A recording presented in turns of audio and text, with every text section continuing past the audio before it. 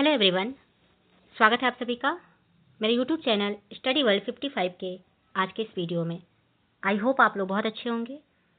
तो फ्रेंड्स, इस वीडियो में बीपीएससी टीआरई 4.0 के कॉमन पेपर यानी कि जीएस का जो 40 मार्क्स का पेपर होता है, तो 40 मार्क्स के लिए ये जो है आपका प्रैक्टिस सेट नंबर 8 है।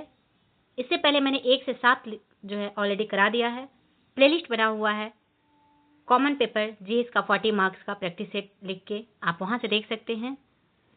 ये पेपर आपको जो है जब तक एग्जाम होगा तब तक आपके डेली बेसिस पे ये आपके अपलोड किए जाएंगे। तो जो भी बीपीएससी टीआरई 4.0 की तैयारी कर रहे हैं उनके लिए इस चैनल पे, चाहे वो पीआरटी के हो, टीजीटी, पीजीटी, सभी के लिए आपके प्रैक्टिस सेट अपलोड किए जा रहे हैं। तो अभी तक जिसने चैनल को सब्सक्राइब नहीं किया तो सब्सक्राइब जरूर कर लीजिएगा। तो चलिए स्टार्ट करते हैं आज का question. Angle A B C के शीर्ष बिंदु A -30, B है 5-2 तथा C -8-5 है। तो त्रिभुज का केंद्रक जो है इसमें ज्ञात करना है। तो त्रिभुज का केंद्रक जो है निकालने के लिए आपको जो है ए बी सी, त्रिभुज का A B C D तीनों दिया हुआ है। तो -3 + 5 और यहाँ पे दिया हुआ है -8, इसका 3 कर देंगे। पहले फर्स्ट का करेंगे, नियामक -3, B का यहाँ पे दिया हुआ है +5 -8 डिवाइड 3। सेकेंड आपका दिया हुआ है 0 -2 +5 डिवाइड 3। तो इसको सॉल्व करेंगे तो फर्स्ट आ जाएगा, इसको सॉल्व करने पे आएगा -6/3। इसको करेंगे तो 3/3 आ जाएगा। कट करेंगे 1 आ जाएगा, 3 2 जा -2 आ जाएगा, यानी कि -2 और 1, जो कि आपके ऑप्शन नंबर सी में दिया हुआ है -2 और 1। तो सी ऑप्शन यहाँ पे आपका करेक्ट हो जाएगा। नेक्स्ट है आपका कि निम्न का मान ज्ञात करना है। tan² 60 degree +4 sin² 45 degree +3 sec² 30 degree +5 cos² 90 degree divide cosec² 30 degree +sec 60 degree और -cot² 30 डिग्री। तो tan 60 का आपको जो है इसका आपको मान याद करना पड़ेगा, तभी जाके आप इसे सॉल्व कर पाएंगे। tan 60 का मान क्या होता है? तो tan 60 का होता है √3। तो √3 यहाँ पे स्क्वायर दिया हुआ है तो √3 स्क्वायर करेंगे। sin 45 का कितना होता है? तो sin 45 का 1/√3 होता है। 1/√3 इसका होता है sin 45 का। तो 1/√3 स्क्वायर, यहाँ पे 4 दिया हुआ है तो 4 × 1/√3 स्क्वायर हो जाएगा। ठीक है। उसके बाद आपका यहाँ पे sec² 30 डिग्री दिया हुआ है। तो sec 30 डिग्री का क्या होता है? तो sec 30 डिग्री का होता है यहाँ पे प्लस हो जाएगा 2/√3। ये आपका sec 30 डिग्री का होता है। तो स्क्वायर है तो स्क्वायर करेंगे, 3 यहाँ पे दिया हुआ है तो 3 इंटू करेंगे। फिर उसके बाद प्लस दिया हुआ cos 90 डिग्री का क्या होता है? तो cos 90 डिग्री का आपका होता है 0। तो 5 यहाँ पे दिया हुआ है तो 5 × 0। उसके बाद बाई डिवाइड करेंगे। cosec 30 डिग्री का क्या होता है? तो 2 होता है। sec 60 डिग्री की बात करें तो 2 होता है। फिर यहाँ पे माइनस cot 30 डिग्री की बात करें तो √3 होता है। यहाँ पे स्क्वायर दिया हुआ है तो स्क्वायर कर लेंगे। ये सारे को जो है जब सॉल्व करेंगे तो इसका आंसर आपका आ जाएगा 8, जो कि आपके ऑप्शन नंबर किसी में भी नहीं दिया हुआ है, इसलिए ई ऑप्शन करेक्ट हो जाएगा। नेक्स्ट आपका क्वेश्चन है कि वर्तमान में भारतीय प्रतिस्पर्धा आयोग के अध्यक्ष के रूप में किसे नियुक्त किया गया है? तो वर्तमान में भारतीय प्रतिस्पर्धा आयोग के अध्यक्ष के रूप में आपको जो है रवनीत कौर को नियुक्त किया गया है। बी ऑप्शन करेक्ट हो जाएंगे। अरविंद पनगाडिया की बात करें तो ये आपके वित्त आयोग के अध्यक्ष बनाए गए हैं, 16वें वित्त आयोग के। अरुण कुमार मिश्रा ये आपके राष्ट्रीय मानवाधिकार आयोग के अध्यक्ष वर्तमान में अरुण कुमार मिश्रा। ये सभी जो है तथ्य आप लोग याद रखेंगे। फिलहाल आपके जो है भारतीय प्रतिस्पर्धा आयोग के अध्यक्ष कौन है? तो रवनीत कौर। नेक्स्ट है कि मार्च 2024 में पहला वैश्विक असमानता अनुसंधान पुरस्कार से किसे सम्मानित किया गया है? करेक्ट आंसर हो जाएगा बीना अग्रवाल। और जेम्स बॉयस, पहला वैश्विक असमानता अनुसंधान पुरस्कार से बीना अग्रवाल और जेम्स बॉयस को सम्मानित किया गया है। तो आपका ए और बी दोनों यहाँ पे करेक्ट आंसर हो जाएंगे। वैश्विक असमानता अनुसंधान पुरस्कार का उद्देश्य प्रत्येक 2 साल के अंतराल पर वैश्विक असमानताओं को समझने में उत्कृष्ट योगदान देने वाली सभी विषयों के शोधकर्ताओं को मान्यता देना है। तो ऑप्शन जो है उपयुक्त में से एक से अधिक आपका करेक्ट आंसर हो जाएंगे। नेक्स्ट क्वेश्चन है कि किस राज्य के द्वारा जल संसाधन पोर्टल लॉन्च किया गया है।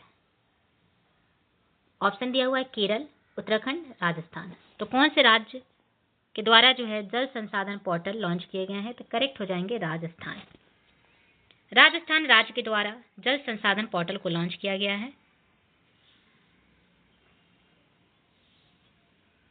उत्तराखंड की अगर बात करें तो समान नागरिक संहिता अपनाने वाला पहला राज्य उत्तराखंड है, इसको भी आप लोग याद रखेंगे।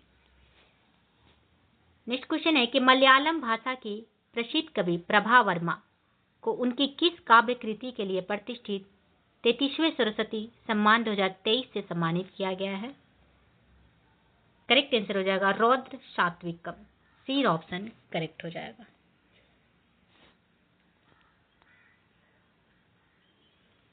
मार्च 2023 में एशिया का सबसे बड़ा ट्यूलिप गार्डन कहां जनता के लिए खोला गया है। आंसर हो जाएगा श्रीनगर में। 28 मई 2023 को वीर सावरकर की जन्म दिवस के उपलक्ष्य में नए संसद भवन का उद्घाटन किया गया, जिसमें लोकसभा का डिजाइन किस पर आधारित है। आंसर होगा लोकसभा का जो डिजाइन है वो आपके मोर पर आधारित है, ए ऑप्शन करेक्ट हो जाएगा। नए संसद भवन में अगर बात करें लोकसभा की टोटल सीटें कितनी रहेगी, तो 888 जो है टोटल सीट रहेगी लोकसभा की। और राज्यसभा की बात करें तो राज्यसभा की 384 सीटें की क्षमता है। राज्यसभा राष्ट्रीय फूल कमल से प्रेरित है, जबकि लोकसभा राष्ट्रीय पक्षी मोर पर आधारित डिजाइन पर बनाया गया है। नए संसद भवन के वास्तुकार कौन है, तो विमल पटेल है। पुराना संसद भवन को संविधान सदन नाम रखा गया है, इसे भी आप लोग ध्यान में रखिएगा। मार्च 2024 में किस संगठन के द्वारा कोरोना वायरस पहल का शुभारंभ किया गया है। आंसर होगा विश्व स्वास्थ्य संगठन WHO के द्वारा। इसका उद्देश्य तो कोरोना वायरस के खिलाफ वैश्विक अन्वेषण और प्रतिक्रिया क्षमताओं में वृद्धि करना है। विश्व कबड्डी दिवस कब मनाया जाता है।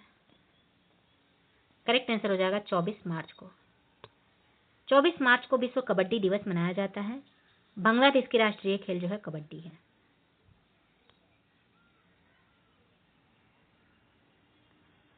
नेक्स्ट आपका क्वेश्चन है कि किन घटनाओं ने ब्रिटिश प्रधानमंत्री क्लीमेंट एटली को सदमा पहुंचाया, जिसने घोषणा की कि ब्रिटिश साम्राज्यवाद की इमारत को एक बड़ा झटका लगा है। तो आजाद हिंद फौज का सैन्य अभियान और शाही भारतीय जल सेना का विद्रोह में ब्रिटिश प्रधानमंत्री क्लीमेंट एटली को सदमा पहुंचाया कि जिसने घोषणा की वह ब्रिटिश साम्राज्यवाद की इमारत को एक बड़ा झटका लगा। सी ऑप्शन करेक्ट हो जाएंगे।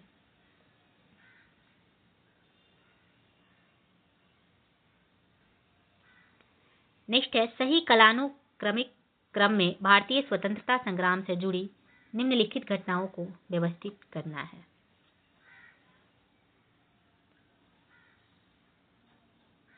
तो सबसे पहले आपके जो है इसमें कौन आ जाएगा, तो कांग्रेस मंत्रालयों का इस्तीफा,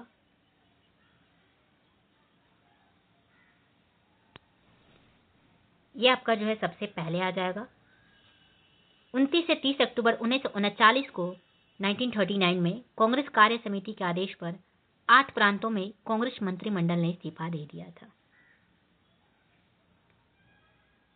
सेकंड ऑप्शन अगर बात करें तो मुस्लिम उद्धार दिवस,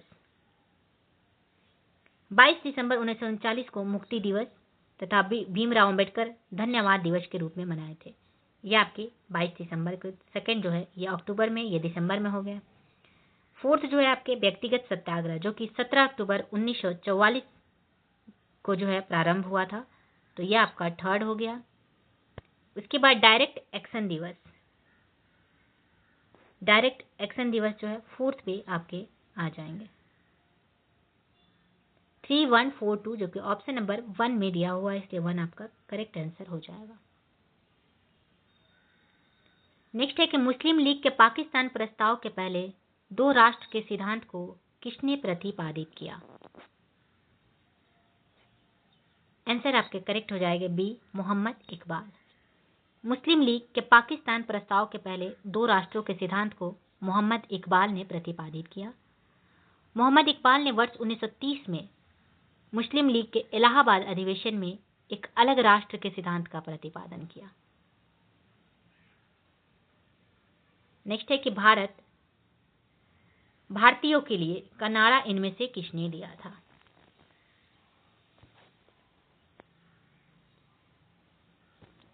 ऑप्शन है स्वामी विवेकानंद, स्वामी दयानंद सरस्वती, पंडित ईश्वर चंद्र विद्यासागर, उपयुक्त में से एक से अधिक।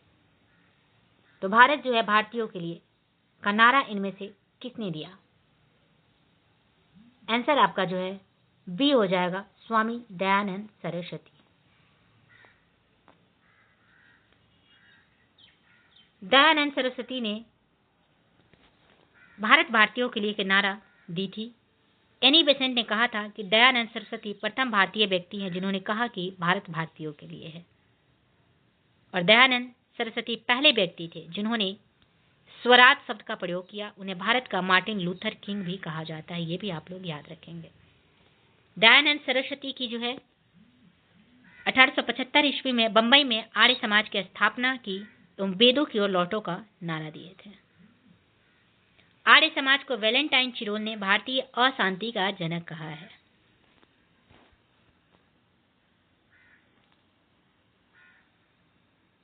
नेक्स्ट आपका क्वेश्चन है कि महात्मा गांधी द्वारा 1940 में प्रारंभ किए गए व्यक्तिगत सत्याग्रह के तीसरे सत्याग्रही कौन थे? आंसर होगा ए, ब्रह्मदत्त। 1940 में प्रारंभ किए गए व्यक्तिगत सत्याग्रह के तीसरे सत्याग्रही जो थे वो थे ब्रह्मदत्त। पहले सत्याग्रही विनोबा भावे थे, सेकंड आपके जवाहरलाल नेहरू थे, और चौथे सत्याग्रही सरोजनी नायडू तथा पांचवें सत्याग्रही मजहरुल हक थे।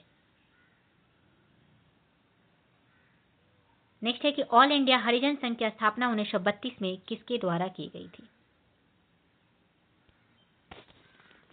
तो ऑल इंडिया हरिजन संघ की स्थापना 1932 में महात्मा गांधी के द्वारा की गई थी। बी ऑप्शन करेक्ट हो जाएंगे। पूना समझौता के बाद महात्मा गांधी की रुचि सविनय अवज्ञा आंदोलन में नहीं रही और वह पूरी तरह अस्पृश्यता विरोधी आंदोलन में रुचि लेने लगे। इस प्रकार जो है अखिल भारतीय अस्पृश्यता निवारण लीग की स्थापना हुई, जिसका नाम परिवर्तन कर हरिजन सेवक संघ कर दिया गया। घनश्याम दास बिरला जो है इसके प्रथम अध्यक्ष थे, ये भी आप लोग ध्यान रखेंगे। दलित वर्गों को हरिजन नाम गांधी जी ने ही दिया था। नेक्स्ट है कि 1940 में पटना महिला महाविश्वविद्यालय की स्थापना निम्नलिखित में से किस समाज द्वारा की गई थी? करेक्ट आंसर हो जाएगा sisters of the apostolic Carmel. C option correct हो जाएंगे। यह बिहार में महिलाओं की शैक्षिक आवश्यकताओं को पूरा करने के लिए खोला गया उच्च शिक्षा का पहला संस्थान था, और इसके संस्थापक जो है बिशप सुलिवन ने इसका नाम पटना विमेंस कॉलेज रखा। 1952 में इस कॉलेज को पटना विश्वविद्यालय का एक संगठक कॉलेज बना दिया गया। पटना विश्वविद्यालय की स्थापना कब हुई थी? तो 1917 ईस्वी में किया गया था, और पटना कॉलेज की स्थापना 1863 ईस्वी में किया गया था। नेक्स्ट है कि निम्नलिखित में से भारतीय राष्ट्रीय कांग्रेस के किस अधिवेशन में पहली बार मौलिक अधिकारों से संबंधित प्रस्ताव पारित किए गए थे? आंसर होगा कराची अधिवेशन 1931। कराची अधिवेशन 1931 जो है सरदार पटेल की अध्यक्षता में हुआ था, और इस अधिवेशन में मौलिक अधिकार और आर्थिक अधिकार संबंधित प्रस्ताव पारित किए गए थे। इस अधिवेशन में गांधी जी ने कहा कि गांधी मर सकता है लेकिन गांधीवाद नहीं। सूरत अधिवेशन ये जो है आपके रास बिहारी बोस की अध्यक्षता में हुआ था, इसे भी आप लोग ध्यान में रखेंगे। इस अधिवेशन में गरम दल को नरम दल द्वारा कांग्रेस से बाहर किया गया था। गया अधिवेशन 1922 की बात करें तो इसका अध्यक्षता जो है CR दास ने किया था और इस अधिवेशन में उराव जनजातियों ने भाग लिया था। नेक्स्ट है कि भारत के किस राज्य में सबसे अधिक सूती वस्त्र की मिलें हैं? करेक्ट आंसर हो जाएगा महाराष्ट्र में। महाराष्ट्र में राज्य में जो है सर्वाधिक सूती वस्त्र की मिलें हैं तथा वस्त्र उत्पादन में यह जो है सबसे अग्रणी राज्य है।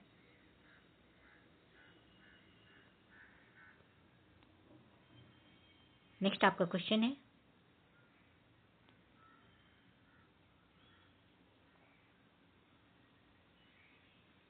यदि समीकरण bx² + ax + c 0 का मूल्य समान हो तो c =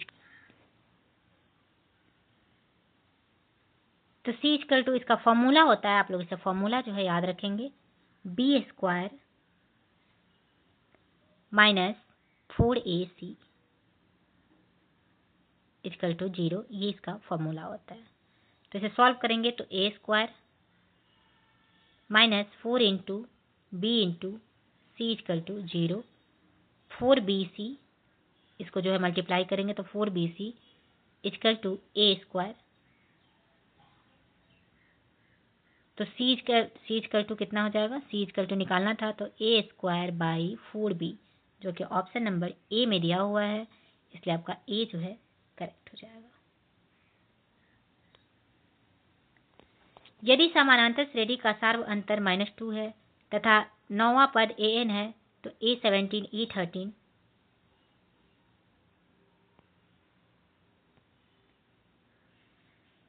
तो इसका भी जो है आपको सूत्र याद करना होगा। सूत्र से अगर निकालेंगे तो आपका जो है an = a + n - 1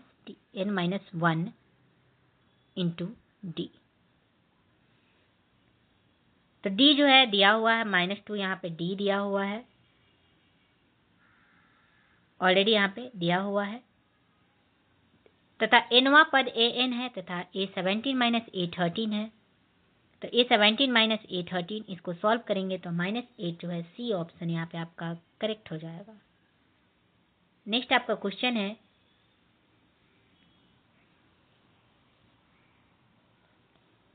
कि समूहीकृत आंकड़ों का बहुलक और माध्य क्रमशः 27.5 और 28.5, तो माध्य का जो है ज्ञात करना है दशमलव के 2 स्थान तक, इसका जो है माध्य का ज्ञात करना है। बहुलक और माध्य यहाँ पे दिया हुआ है, तो माध्य का जो है ज्ञात करेंगे तो आंसर आपका जो है फर्स्ट 28.17 जो है इसका करेक्ट आंसर आ जाएगा। नेक्स्ट आपका है कि ए और बी ऐसी संख्याएं हैं कि ए बी से 40% बड़ी है, ए बी से जो है 40% बड़ी है, यानी कि बी जो है 100 हो जाएगा और ए जो है 40% बड़ी है, यानी कि 140 हो जाएंगे। यदि ए में 20% की कमी की जाती है, तो अगर ए में जो है 20% की इसमें कमी की जाएगी तो 140 × 20/100 करेंगे तो ए जो है 112 हो जाएगा। फिर उसके बाद बी में 38% की वृद्धि की जाती है, तो 38% की वृद्धि करेंगे बी में, तो बी का जो है 138 जो है निकालेंगे तो 138 हो जाएगा, यानी कि निकालने के बाद जो है ए आपका 112 और बी 138 हो जाएगा। फिर उसके बाद बोल रहा है तो ए और बी के कुल मान में कितने प्रतिशत की वृद्धि होगी, तो कितने प्रतिशत की वृद्धि होगी। टोटल जो है टोटल को ऐड करेंगे तो 250 हो जाएंगे, तो 250 माइनस, और स्टार्टिंग में जो है 140 आया था, 140 मतलब 100 लिए थे बी का और ए का जो है 40% किए थे तो 140 यानी कि 240, तो 250 - 240/240 ये फॉर्मूला होता है इंटू 100। इसको सॉल्व करेंगे तो 25/6 यानी कि 4/1/6%, सी ऑप्शन यहाँ पे आपका करेक्ट आंसर हो जाएगा।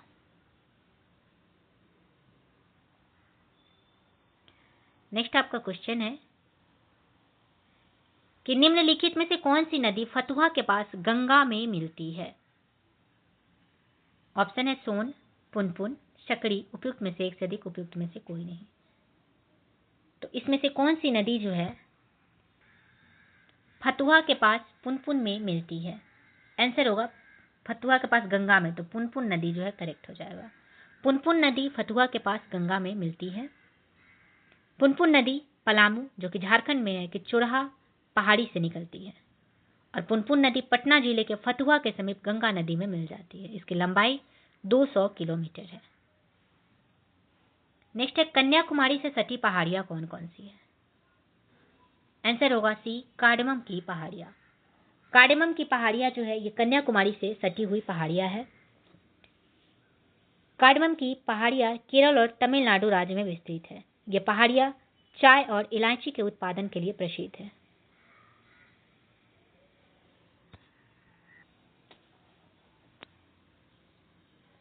ये पहाड़ियां जो है चाय और इलायची के उत्पादन के लिए प्रसिद्ध है। ये पहाड़ियां आपको पश्चिम घाट पर्वत श्रेणी का दक्षिण विस्तार है। नेक्स्ट क्वेश्चन है कि गंगा के मैदान को एक डैश के रूप में वर्णित किया गया है?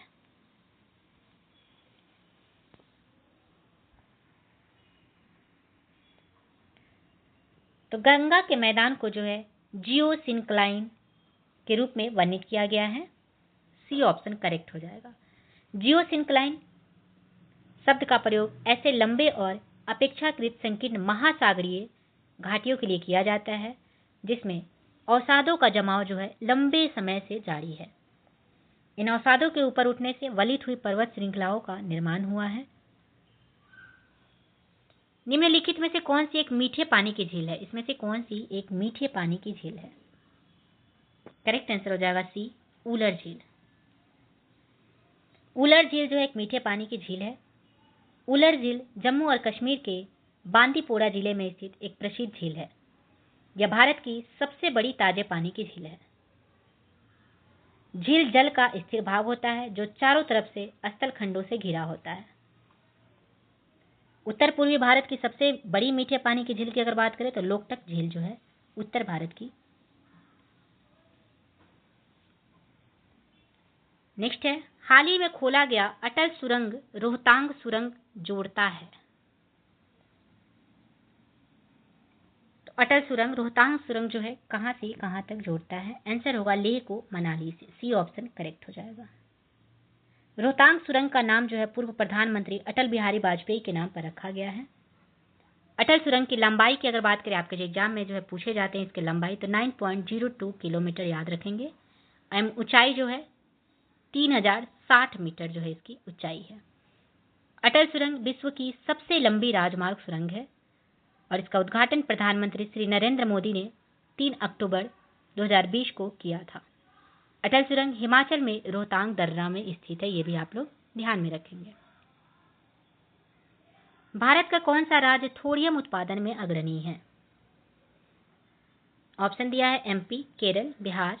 उपयुक्त में से एक से अधिक, उपयुक्त में से कोई नहीं। तो कौन सा राज्य है थोरियम उत्पादन में अग्रणी है? करेक्ट हो जाएगा केरल। केरल राज्य भारत में थोरियम उत्पादन में अग्रणी है। थोरियम के लिए प्रमुख राज्य है केरल, आंध्र प्रदेश, उड़ीसा, पश्चिम बंगाल एवं तमिलनाडु। थोरियम के अयस्क के बारे में बात करें तो थोरियम का अयस्क है मोनोजाइट, थोरेनाइट, अल्नाइट। थोरियम जो है आवर्त सारणी के एक्टिनाइट श्रेणी का तत्व है। थोरियम क्लोराइड को सोडियम के साथ निर्वात में गर्म करने पर थोरियम धातु मिलता है। बात करें विश्व में मोनोजाइट का सबसे बड़ा भंडार जो है केरल में अवस्थित है। मोनोजाइट को सांद्र सल्फ्यूरिक अम्ल में मिलाकर उसको आंशिक क्षारीय विलयन में मिलाने से थोरियम फॉस्फोट का अवक्षेप प्राप्त होता है। नेक्स्ट है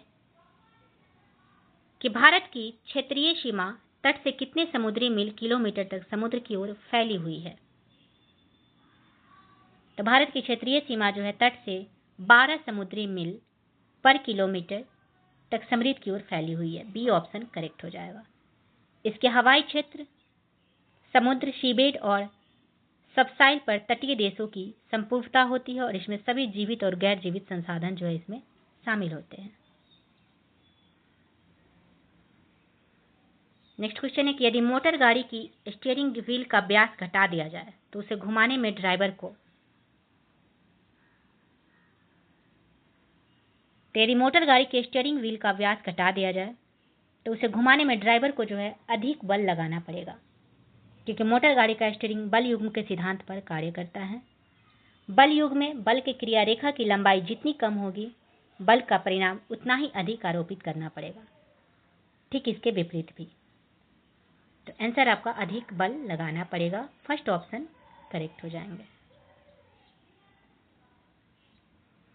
नेक्स्ट है कि संक्रमण धातुएं किस कारण प्रायः अनुचुंबकीय होते हैं। ऑप्शन है उच्च गलनांक तथा क्वथनांक, रिक्त कक्षकों की उपस्थिति, कक्षकों में एक या अधिक अयुग्मित इलेक्ट्रॉनों की उपस्थिति, उपयुक्त में से एक से अधिक, उपयुक्त में से कोई नहीं।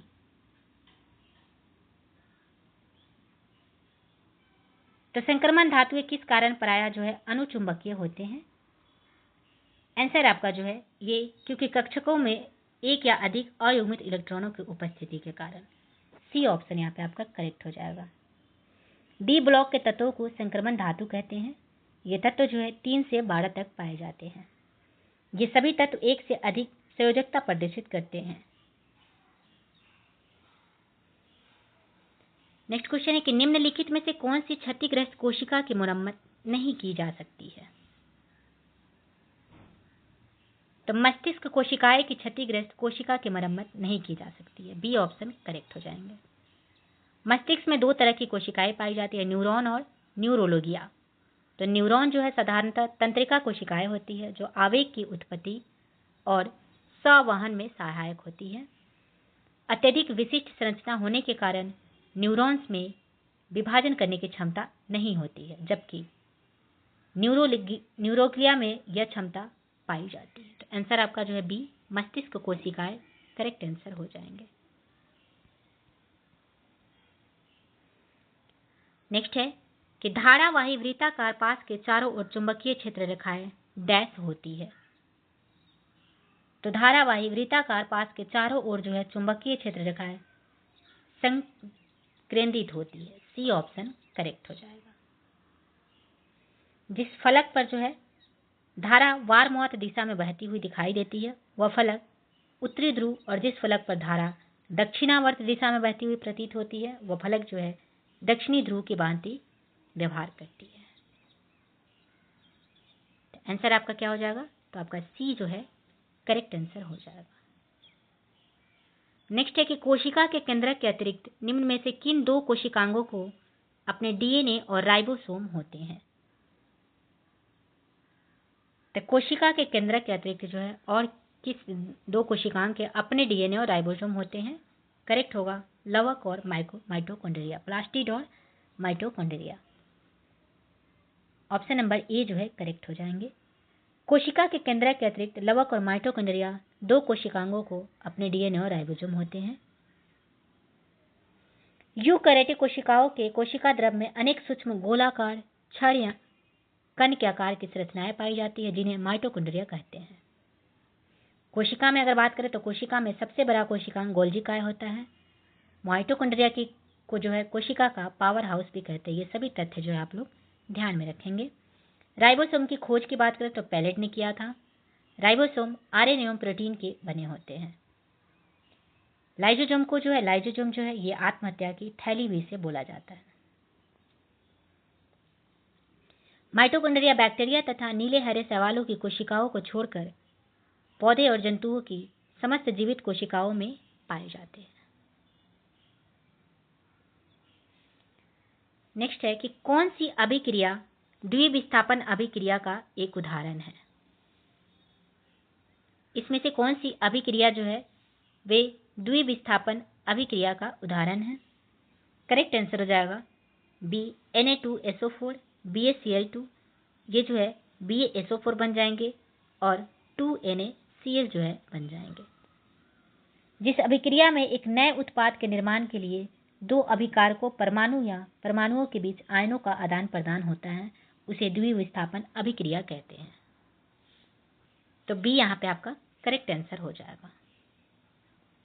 नेक्स्ट है इनमें से क्या ग्लोबल वार्मिंग का कारण है। आंसर होगा ए वायु में CO2 के प्रतिशत में वृद्धि।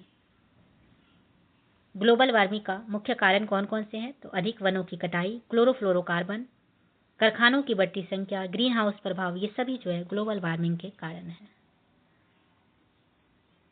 नेक्स्ट आपका है कि भोजन और अन्य पदार्थों के परिवहन ऊपर और नीचे दोनों दिशाओं में आसन सहचर कोशिकाओं की सहायता से चालनी नलिकाओं में होता है। यह प्रक्रिया क्या कहलाती है? करेक्ट आंसर हो जाएगा स्थानांतरण जो है कहलाती है। भोजन और अन्य पदार्थों का परिवहन ऊपर और नीचे दोनों दिशाओं में आसन सहचर कोशिकाओं की सहायता से चालनी नलिकाओं में होता है। यह प्रक्रिया स्थानांतरण कहलाती है। जाइलम में खनिज पदार्थों का परिवहन नलिकाओं एवं वाहिकाओं के माध्यम से होता है। तो ये रहे आज का जो है 40 क्वेश्चन जो कि आपके कॉमन पेपर जीके जीएस का, ये सभी के लिए, चाहे वो 6 to 8 हो, 9, 10 हो, 11, 12 में, सभी के लिए ये बहुत ही हेल्पफुल होने वाला है ये सेशन। तो ये सेशन आपको जो है जब तक एग्जाम होगा आपको 40 मार्क्स का सेशन अपलोड किए जाएंगे। तो जो भी TRE 4 की तैयारी कर रहे हैं चैनल को ज़्यादा से ज़्यादा जो है सब्सक्राइब कीजिए, शेयर कीजिए।